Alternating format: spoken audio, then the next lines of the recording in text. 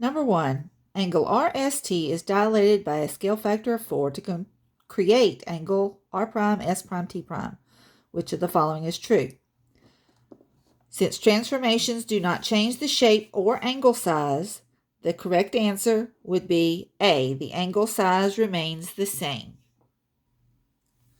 Question 2. Segment RT lies on the coordinate plane and is rotated 90 degrees, then reflected across the y-axis.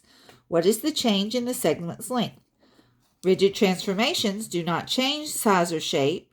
Therefore, it can't be twice as long. It can't be half as long. It can't be 90 times as long. Therefore, it must be the same length. Answer D. Question 3, quadrilateral DEFG is dilated by a factor of 0.5, which we also know is 1/2, with center of 0, 0. If it has a center at the origin, then all we have to do is take the original point and multiply each coordinate by 1/2. Coordinate D is -6, 4 originally. And if we multiply by 1/2 or divide each of these coordinates by 2, then D prime will be -3, +2, which is answer choice A.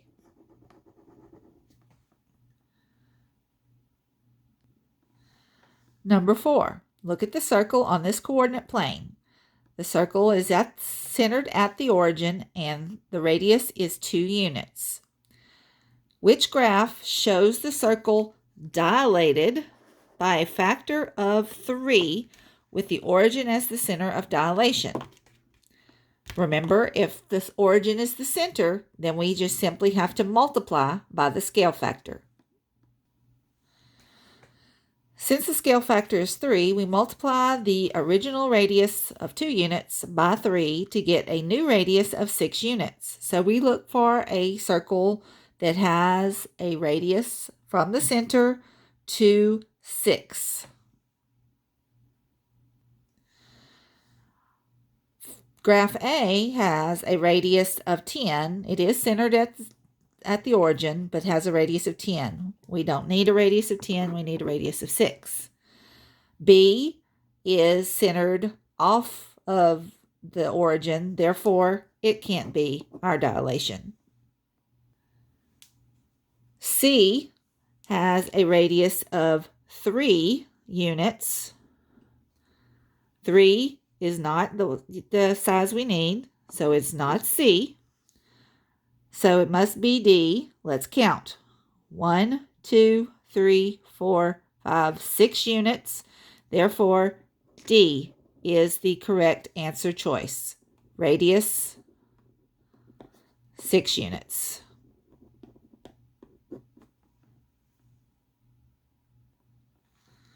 Question 5. In the diagram below, line M is parallel to line N, and you see I've highlighted M and N. We have this angle that is 128 degrees. We know this angle is a right angle because the lines are parallel, cut by the same transversal. So I know that angle is 90 degrees. The angle that I'm labeling in orange is supplementary to 128 degrees. That means that if I take 180 minus 128, I will get the measure of that angle, which will be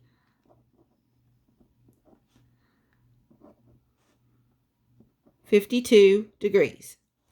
So this angle is 52 degrees. This angle is 90 degrees. If we add those two angles, it is equal to the angle A. However, if you have forgotten that, you should remember that the 3 angles of a triangle must add up to 180 degrees. If this is 90 and this is 52, then the measure of the second angle that is supplementary to angle A would be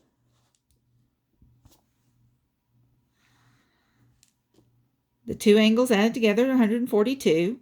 180 minus the 142 would give me this angle to be 38 degrees. If I take 38 degrees and subtract it from 180, I am going to get 142 degrees. So angle A, therefore, is 142 degrees.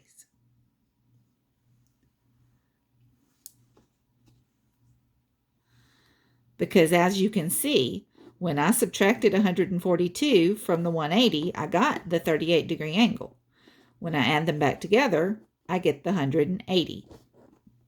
So therefore, angle A is 142 degrees. Using what we know about a triangle and parallel lines, I know this angle is a right angle, plus the 59 degree angle, plus the 31 degree angle, have to add, the three angles have to add up to 180. So if I add the 90 and the 59, I get 149 degrees. When subtracted from 180, leaves me 31 degrees for this angle.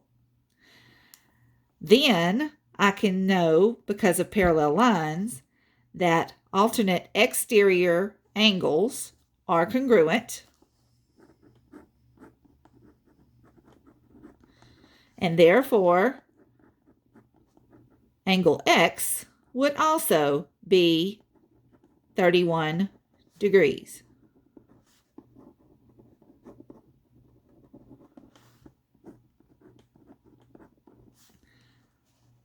So answer A would be the measure of angle X.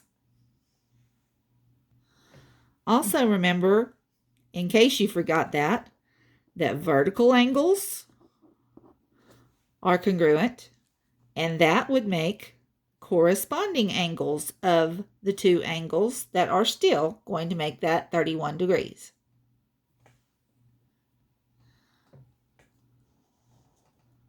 So vertical angles are also congruent. Because of vertical angles, I know that this top angle is 29 degrees. Also, knowing that corresponding degree angles are congruent, I know that this angle would be 48 degrees, as is this angle. So that just leaves me to find the third angle of the triangle by adding the two, 29 and 48, and subtracting it from 180. When the two angles are added together, they are 77 degrees. When we take that and subtract it from 180, that gives us a measure of 103 degrees for angle X, our missing angle, which is answer choice C. Number 8, lines C and D are parallel to this in this diagram. If you notice, the angles that I've shaded orange are corresponding angles, which means they're on the same side of the transversal and they are congruent. So if they are congruent, then the measure of angle X will be the same as this orange angle, which is 39 degrees. Answer choice B.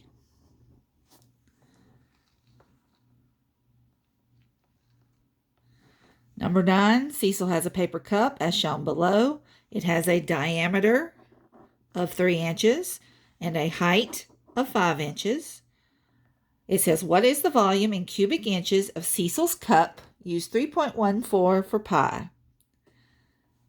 Since I have a diameter and not a radius, and my formula calls for the radius squared, I am going to take my diameter and divide by 2, which will be 3 divided by 2, which will give me 1.5. When I substitute the numbers into my equation, I have 1/3 times pi, which is 3.14, times my radius squared, which is 1.5 squared, times the height of 5. Using my calculator, I input 1/3 times 3.14 times my radius 1.5 squared times the height of 5. Hit enter, and we get 11.775. Since this is volume, it is inches cubed, or the inches to the third power. Looking for my answer choices, I see that answer choice C matches my solution.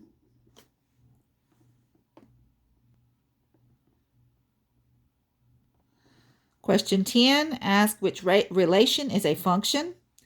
If I look at my inputs, I have 3, -4, 0, and 0. I have a repeating input, so this is not a function. Here I have 5, 2, -3, -1. None of my inputs repeat, therefore this one is a function, but let's double check. 0, 2, 1, 2. 2 repeats, not a function. D, -5, -4, -5, and -4 both repeat, so this is also not a function. So my function would be relation B, excuse me. Again, number 11 asks us which relation is also a function. In a table, it's quite easy to figure out. I have ones repeated in this table, and they all have different outputs. Therefore, this is not a function. C has a 1 that repeats with an 8 and a 2. Therefore, this is not a function. 2 repeats in table C with a 2 and a 4. This is not a function, so the last one better not have any repeaters. 2, 3, 4, 5. Nothing repeats. It does not matter if the outputs are the same. The inputs cannot repeat with a different output. So D is our function. Question 12, which of the ordered pairs does not represent a function? This time we are looking for a repeating input with a different output. So we go through our inputs. 3, 4, 5, 6, 7. Nothing repeated. That is not the answer for the one that's not a function. Here we have 3, 3, 4, 5, 6. We do have a repeating there, so this one is not a function, but that is the answer choice I'm looking for, not a function. The next one we'll double check anyway. 4, 5, 6, 7, 8. No repeaters. Therefore, this one is a function. If you want to write function instead beside those, and then NF beside the not function, that might help you to remember what you're looking for. Checking the last 3, 6, 9, 12, 15. This one is also a function. Therefore, my answer choice for not a function is B. Question 13. Tom and Nick each have different cellular phone plans. The two graphs below, actually it's a graph and a table below, show the cost in cents C of a phone call lasting M minutes. Tom's cellular phone plan charges how much per minute?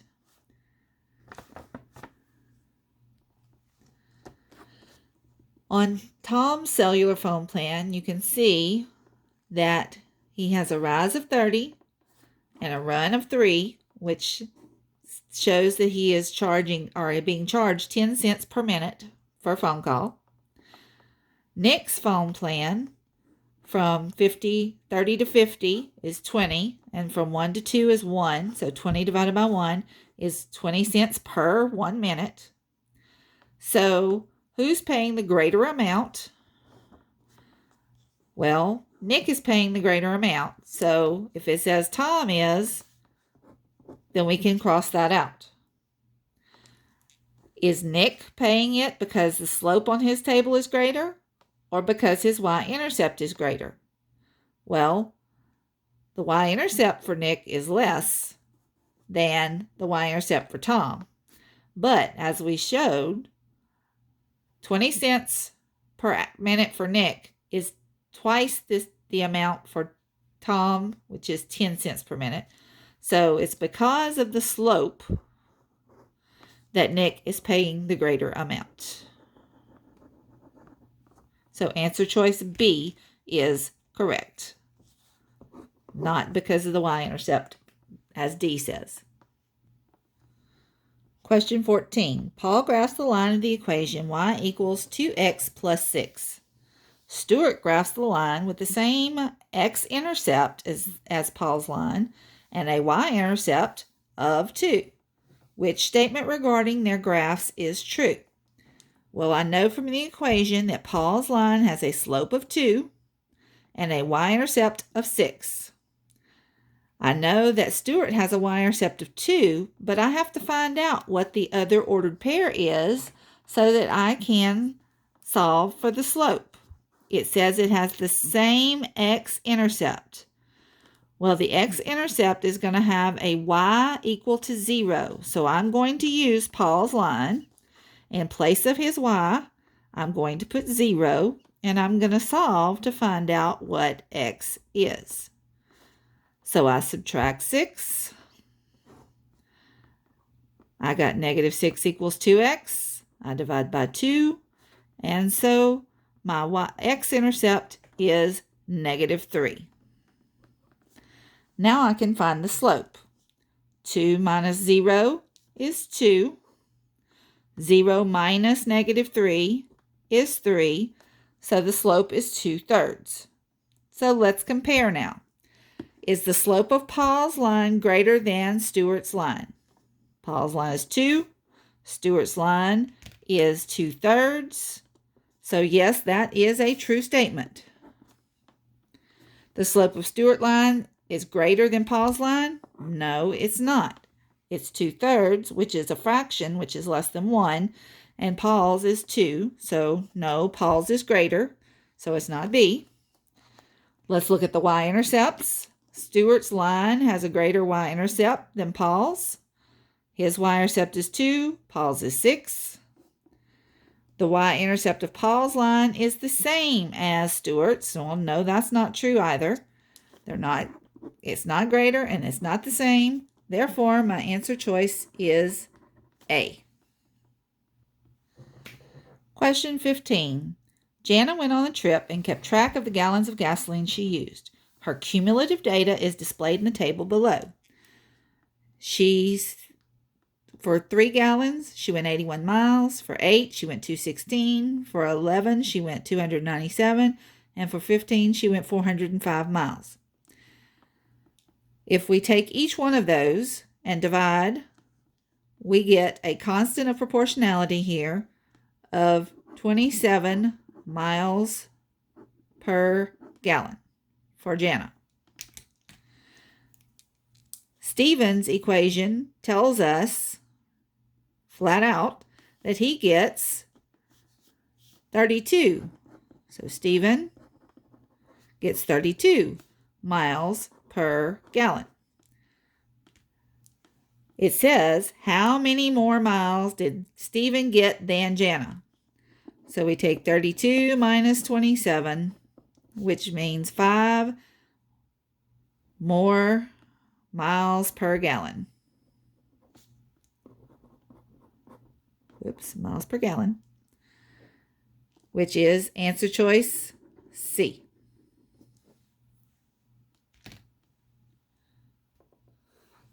Please read. I am now going to give you a list of which questions you need to complete next. It will not be all the questions, so you need to pay attention. Thank you.